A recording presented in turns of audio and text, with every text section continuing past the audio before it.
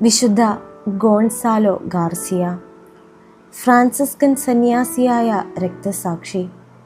ഈശോ സഭാ വൈദികരോടൊപ്പം ജപ്പാനിലേക്ക് പോയി ദീർഘകാലം മിഷണറിയായി സേവനമനുഷ്ഠിച്ചു. അവസാനം നിർദ്ദയമായി വധിക്കപ്പെടുമ്പോഴും വിശുദ്ധൻ ദൈവസ്തുതികൾ പാടിക്കൊണ്ടിരുന്നു. 1627 8-ാം ഊർബൻ പാപ്പ ഗോൺസാലോ ഗാർസിയയെ ധന്യനെന്ന് വിളിക്കുകയും 1862 അദ്ദേഹത്തെ വിശുദ്ധനെന്ന് നാമകരണം ചെയ്യുകയും ചെയ്തു.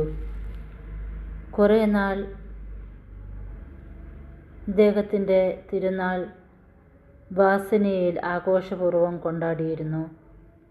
പിന്നീട് അത് വിസ്മൃതിയിലാർന്നു. വീണ്ടും അത് സാഘോഷം കൊണ്ടാടി വരുന്നു.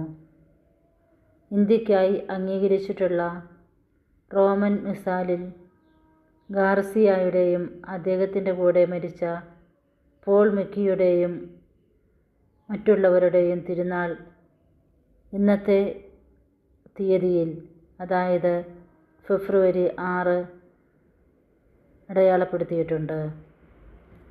വിചിന്തനം: ദൈവത്തെ പ്രതി പീഡകൾ സഹിക്കുന്നവരുടെ ഹൃദയം അനുഭവിച്ചറിയുന്ന മാധുര്യം നാം ഗ്രഹിക്കുകയാണെങ്കിൽ കഷ്ടതകളോ രക്തസാക്ഷിത്വമോ ഭയന്ന് നാം ഒരിക്കലും പലായനം ചെയ്യുകയില്ല. നീതിയെ പ്രതി പീഡകൾ സഹിക്കുന്നവർ അനുഗ്രഹീതരാകുന്നു. എന്തുകൊണ്ടെന്നാൽ സ്വർഗരാജ്യം അവരുടേതാകുന്നു. വിശുദ്ധ മത്തായി സുവിശേഷം 5-ാം അധ്യായം 10-ാം വാക്യം.